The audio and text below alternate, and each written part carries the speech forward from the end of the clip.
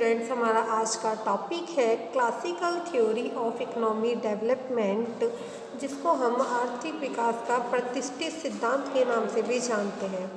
Classical theory of economy development जो दी है वो दी है एडम स्मिथ ने। आपको पता है कि जो एडम स्मिथ हैं वो क्या है, फादर ऑफ इकोनॉमिक्स के नाम से जाने जाते हैं। वो एडम स्मिथ को ही जाना जाता है। एडम स्मिथ की आर्थिक वृद्धि का सिद्धांत पहली नज़र में चौंकाने वाला है, जो कि कसेने और चिकटिस से अलग है। उनके तर्क उद्योग में कोई निवेश योग्य अधिशेष नहीं है।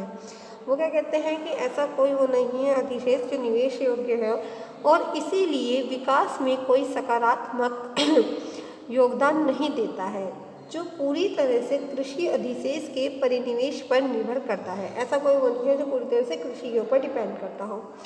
1776 तक जब स्मिथ ने द वेल्थ ऑफ नेशंस को प्रकाशित किया, औद्योगिक क्रांति इंग्लैंड के उत्तर को बदल रही थी। तो उस टाइम पे क्या चल रही थी, इंडस्ट्रियल क्रांति चल रही थी जो उत्तर को बदल रही थी, और उन्होंने अपने कई उत्तराधिकारियों की तुलना में उत्पादन और जीवन स्तर के लिए इसके निहितार्थ को अधिक माना है कि इसके जो उत्तराधिकारियों से इनके निहितार्थ आवश्यक है।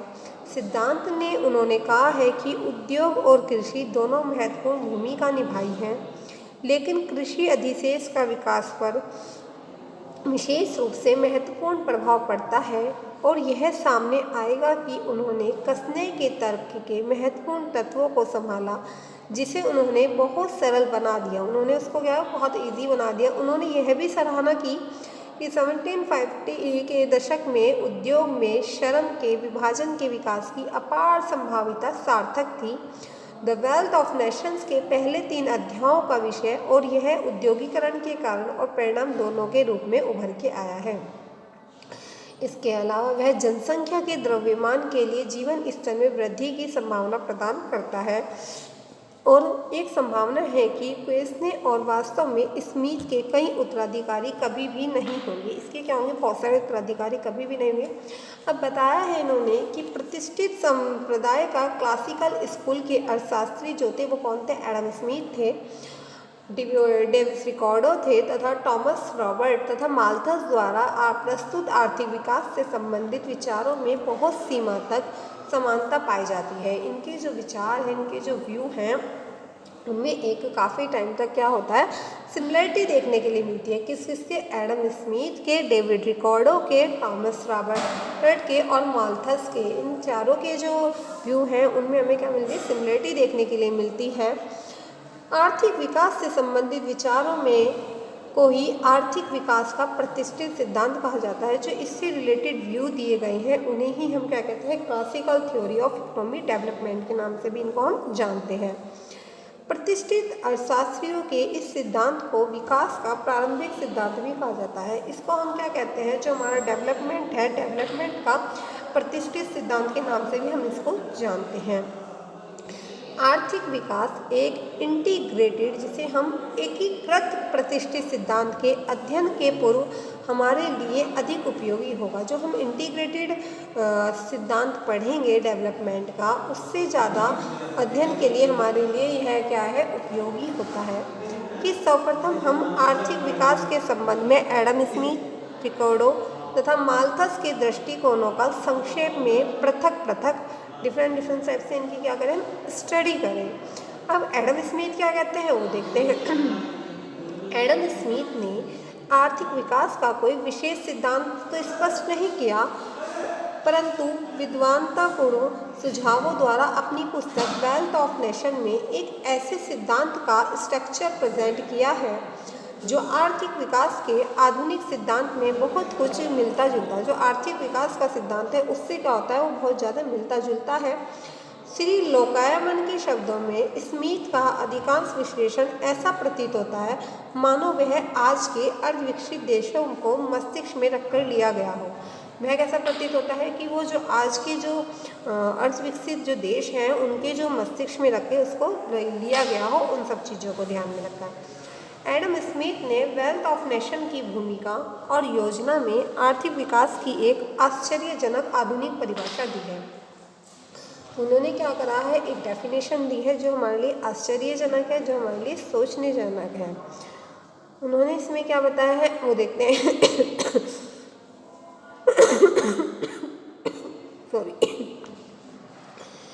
उपज का अथवा इसके द्वारा जो वस्तुएं आदि खरीदी जा सकती हैं उन लोगों की जनसंख्या से जो कि इसका क्या करते हैं, कंजम्पशन करते हैं, अनुपात कम होना या अधिक होना ही राष्ट्र की आवश्यकताओं और सुविधाओं की पूर्ति संबंधी न्यूनता या प्रचुरता पर भी निर्भर करता है कि उसकी न्यूनता कितनी है, उसकी प्रचुरता कितनी है, इस चीज़ के ऊपर डिपेंड करता है।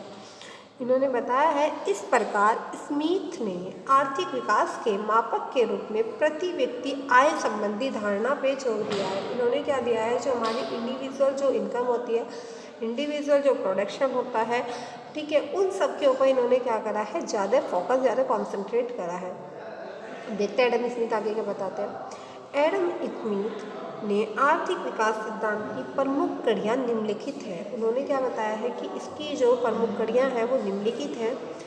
आर्थिक विकास की प्रक्रिया में राज्य का हस्तक्षेप नहीं होना चाहिए। इनको ध्यान से सुनना कि जो हमारी आर्थिक विकास हो रहा है, जो डेवलपमेंट हो रहा है, उसमें जो राज्य है वहाँ का, उसे क्या करना चाहिए, उसे हस्तक्षेप नहीं करना चाहिए, उसको इंटरफेयर नहीं करना चाहिए।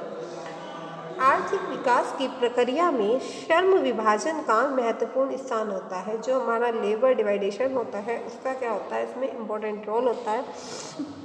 अर्थात आर्थिक विकास की सफलता श्रम विभाजन के विस्तार पर निर्भर करती है। तो हमारा जो भी इकोनॉमिक डेवलपमेंट है वो किसके ऊपर डिपेंड करता है, श्रम विभाजन के ऊपर वह डिपेंड करता है। आर्थिक विकास के लिए वास्तविक बचत और पूंजी निर्माण आवश्यक है। जो भी हमारा आर्थिक विकास है उसके लिए क्या, हमारी बचत और जो हमारा पूंजी निर्माण है वो क्या हो सकता है, उसके लिए आवश्यक बताया गया है।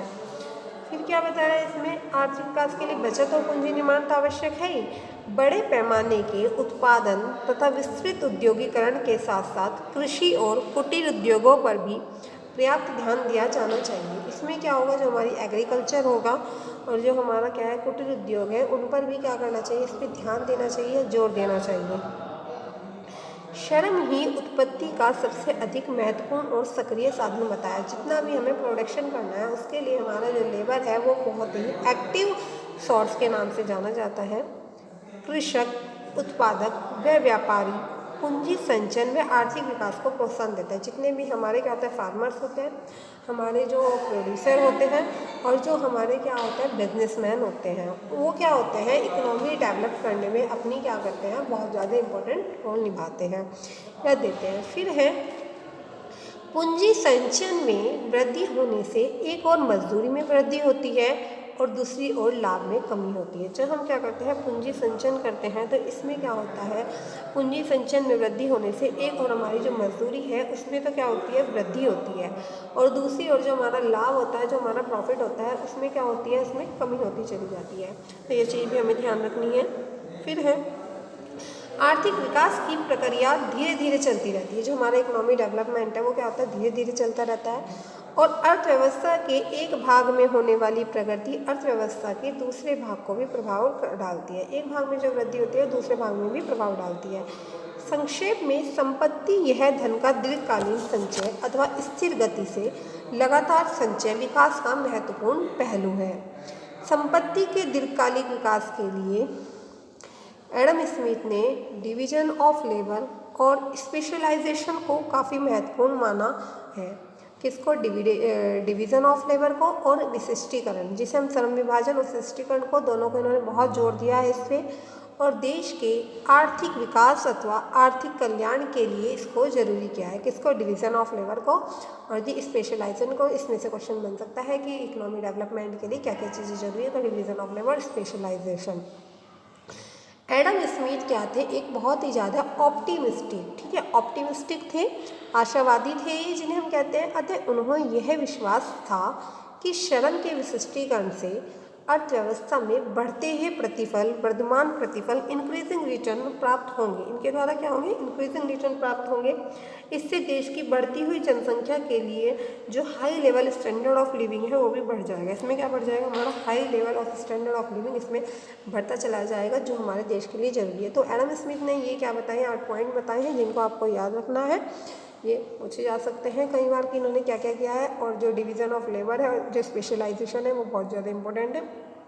नेक्स्ट टॉपिक में हम रिकार्डो के बारे में बात करेंगे। Thank you.